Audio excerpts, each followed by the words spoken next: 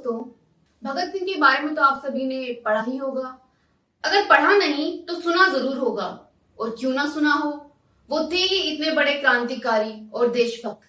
उन्होंने अपने देश के लिए और देशवासियों के लिए अपनी जान तक हंसते हंसते दे दी थी। भगत सिंह के बारे में बात करूं तो कहने को तो बहुत कुछ है, लेकिन आज मैं एक बहुत अहम मुद्दे पे उनके विचार आप सभी के सामने प्रस्तुत करना चाहूंगी, और वो मुद्दा है अछूत की समस्या। जी हाँ, अछूत की समस्या। भगत सिंह वैसे तो बहुत जवान थे, और इसी कारण मुझे बहुत आश्चर्य होता है कि कैसे उन्होंने इतनी कम उम्र में, इतनी छोटी उम्र में इस समस्या को ना केवल बारीकी से समझा, बल्कि इसे निजात पाने के लिए अपने सुझाव भी सभी के सामने रखे।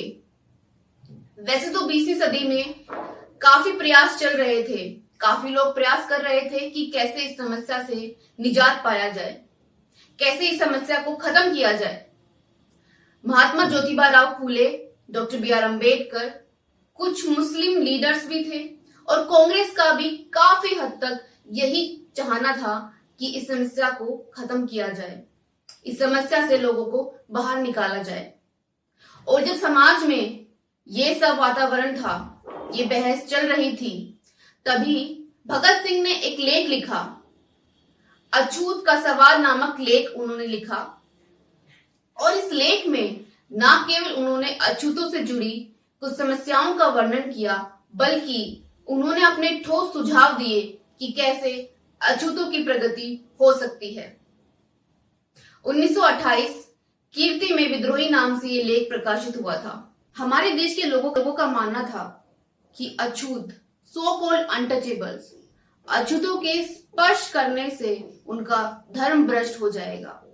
अछूत अगर मंदिरों में चले गए तो देवगण नाराज हो जाएंगे, और अगर अछूत ने कुएं से पानी निकालकर पी लिया तो पानी और कुआं अपवित्र हो जाएगा। भगत सिंह ने कहा यह सब 20वीं सदी में हो रहा था, और ये सोच कर ही बड़ी शर्म आ जाती है।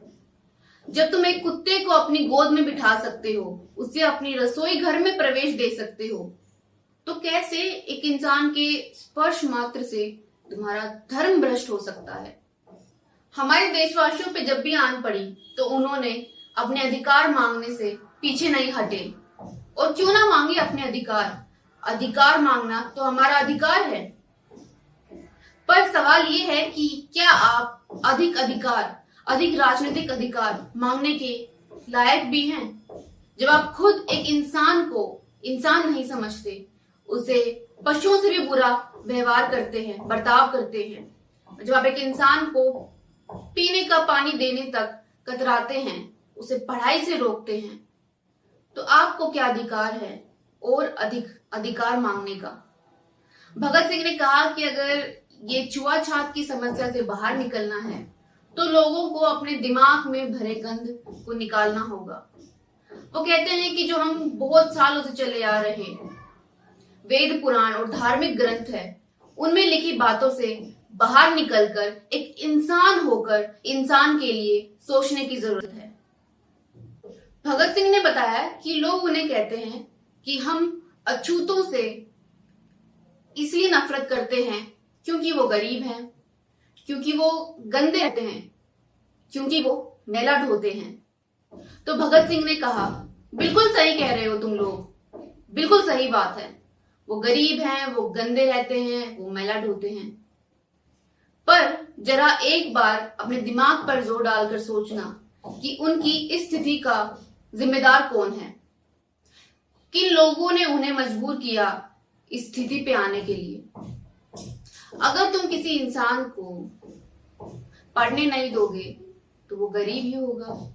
अगर तुम किसी इंसान को पानी लेने का, तालाब में जाकर नहाने का, कुएं से पानी निकालने का अधिकार नहीं दोगे तो वो साफ कैसे रहेगा?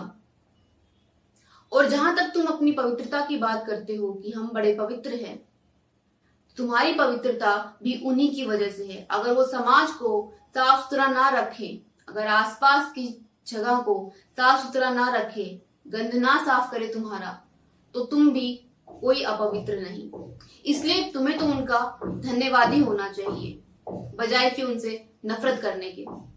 और जरा एक बात बताओ, जब कोई भी बच्चा किसी के भी घर पैदा होता है, चाहे वो अछूत का घर हो या किसी का भी घर हो, तो वो बचपन से तो अछूत नहीं हो जाता, लेकिन उसके ऊपर ये डाल देना कि तुम एक अछूत के घर में पैदा हुए हो, तुम्हें सारी उम्र गंद ही ढोना है, ये बड़ी गलत बात है। जब भगत सिंह जेल में थे, जब भगत सिंह को जेल भेजा गया था, तो वहां पर एक भोगा नाम का व्यक्ति था।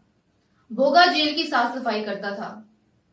भगत सिंह की आदत थी कि वो अक्सर कंधे पर हाथ रखकर बात करते थे। तो एक दिन बातों ही बातों में उन्होंने भोगा के कंधे पर हाथ रख लिया। भोगा ने तुरंत उनके हाथ को हटाया। भगत सिंह ने कहा, क्या हुआ? भोगा ने बताया कि वो एक नीची जाति से है, तो अगर उन्होंने भोगा को छुआ, स्पर्श किया, तो उनका धर्म भ्रष्ट हो सकता है। भगत सिंह बहुत हंसे। भगत सिंह अक्सर भोगा को बेबे कहकर बोलते थे और भोगा ये बात समझ नहीं पाता था कि भगत सिंह भोगा को बेबे क्यों कहते हैं। एक दिन भोगा ने पूछ ही लिया कि भगत सिंह जी, तुम मुझे बेबे क्यों कहते हो? भगत सिंह ने कहा, बेबे मैं अपनी माँ को कहता था। मेरी माँ ही थी जो मेरा गंद साफ करती थी, जो घर की साफ सफाई करती थी, जो मेरा मैला साफ करती थी। मेरी माँ के बाद तुम ही हो जो यहाँ साफ सफाई करते हैं, जो मेरी साफ सफाई का ध्यान रखता है, इसीलिए मैं तुम्हें बेबे कहता हूं। ये सुनकर भोगा की आंखों में आंसू आ गए। भगत सिंह ने कहा, अब तुम ही बताओ, तुम कहते हो कि तुम अछूत हो, सफाई तो मेरी माँ भी करती थी, मैला तो मेरा साफ मेरी माँ भी करती थी, तो क्या वो भी अछूत हो जाएगी?